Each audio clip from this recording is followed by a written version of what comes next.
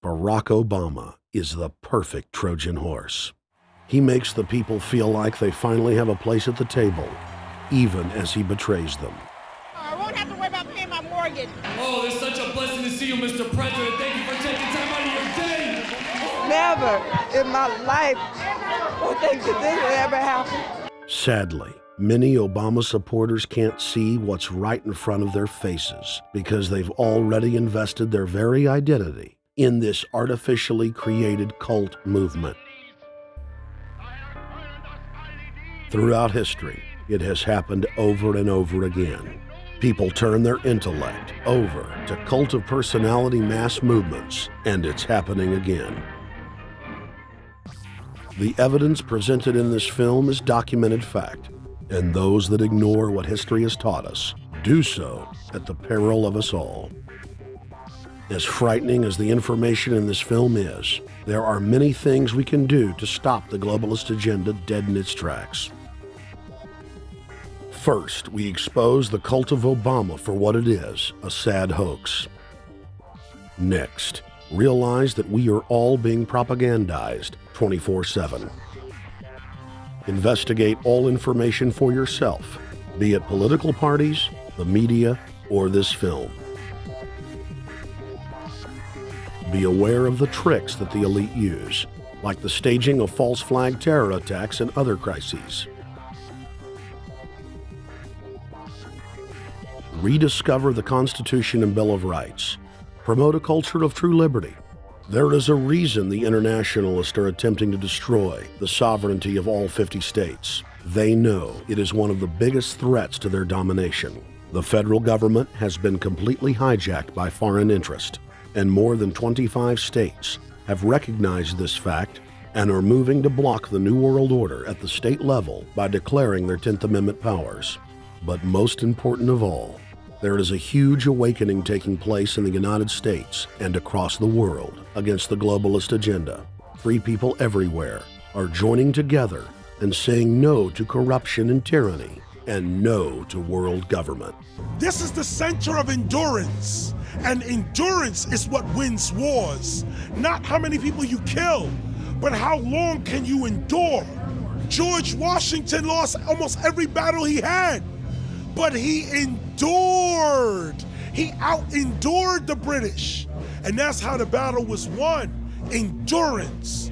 And each and every one of you watching this, every single one of you, is just as important as the people who were our founding fathers, as that you are just as important as the Sons of Liberty who met in the 1770s to philosophize about freedom, to philosophize about a republic, to philosophize about a truly free country with a republic. There's 1 billion people on the planet. It only takes one to change it. Are you the one? There may be everybody in your classroom bugging out.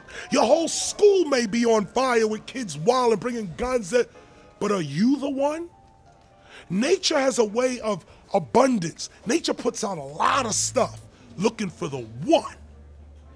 So if you're gonna go along with the trend of let's just kill each other, let's disrespect each other, then you're part of nature's plan as well, to be part of just the excess. But if you think more of yourself than just being the excess, you'll do more for yourself. Are you the one? Everybody's not gonna make it, but you have an opportunity to save yourself. Well, we don't have to look back thousands or even hundreds of years to see how dangerous this present day situation is. We can look back to Bolshevik Russia. We can see the takeover by the Bolsheviks talking about the people's revolution, talking about the positive change. And Lenin came in and then Stalin. The fact is that over 40 million Russians between 1925 and 1940, good Russians, people who were Christians, people who had their own businesses, people who were educated, they were exterminated because they had their own business, because they were educated, because they believed believed in God's law. We can look over at Germany. Germany was in a very, very terrible economic situation, and this very charismatic leader called Adolf Hitler comes in. He makes the roads good, and he promises a better life for the people. And within 10 years, you see a completely nationalized, centralized, dictatorial situation where millions and millions of people were exterminated. And then we can go to Maoist China. Mao came in, he promised change, he promised a better life, and within 5 years, 60 million Chinese were exterminated. They don't teach that. They don't teach that in the schools these days, and it wasn't that long ago. And I pray to God that this will not happen in the United States. And the way it won't happen is if you and your friends and all of us together take action to say, no, this country is too precious, it's too wonderful, it's too good of a place to lay down as a victim. Greatness could arise once we break the shackles of the government that's holding us back. One thing America has more than any other country is an entrepreneurial spirit. One thing we have more than any other country is the ability to be innovators.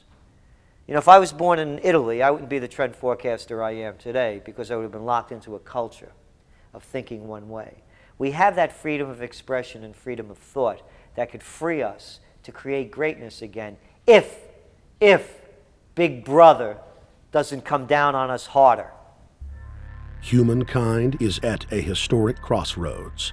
The forces of globalism are marching towards absolute despotism. Look in the mirror, count the cost, and decide, are you going to let history repeat itself? Or will you stand tall with freedom lovers everywhere and stop the completion of a world dictatorship?